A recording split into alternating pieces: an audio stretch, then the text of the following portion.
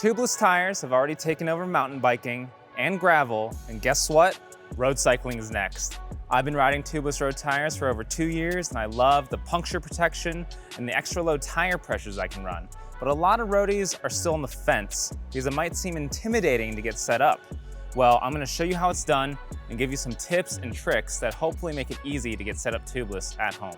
Okay, to get set up tubeless, you're gonna need tubeless ready wheels and tires. Now, as long as they say they are tubeless ready, they should work perfectly fine. And new wheels and tires work even better because updated standards make sure everything fits together nicely and seals easily.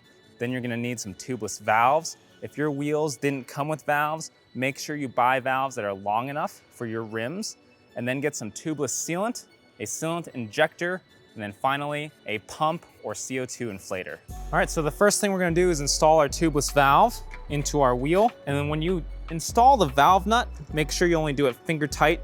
It doesn't need to be much tighter than that to get an airtight seal. Then we're gonna install our tire.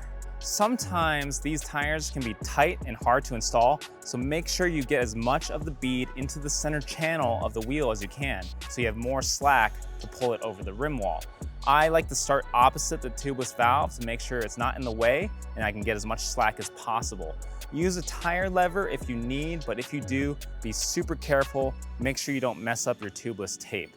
And if you have a tire that is really stubborn and you just can't get, I recommend trying a bead jack. We use the Cool Stop bead jack here at the Pros Closet. It's only about $15 and it makes installing these sorts of tires super easy. With the tire fully installed, it's time to inflate. If you have a wheel and tire setup that plays nice, it'll be really easy to set up with just a floor pump. And when that happens, it is great.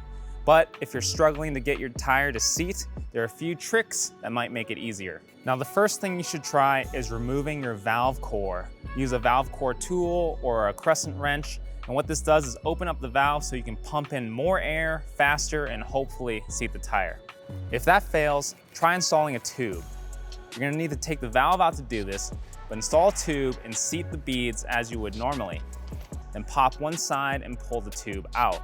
With one bead already seated, you've got a better chance of inflating your tire. If that doesn't work, then you're gonna need a strong burst of compressed air. If you don't have an air compressor at home, there are pumps with air chambers that you can pressurize and then inflate your tire with. But I always just use a basic CO2 inflator. I have a lot of extra CO2s and I already have an inflator in my repair kit, so it's super easy and I think it works just as well. Hopefully you have both your beads seated and it's time to add your sealant. I like to add sealant through the valve by removing the valve core using a sealant injector. I'll inject around 60 milliliters or 2 ounces of sealant for road tires, but if you're a weight weenie, you can always experiment with less.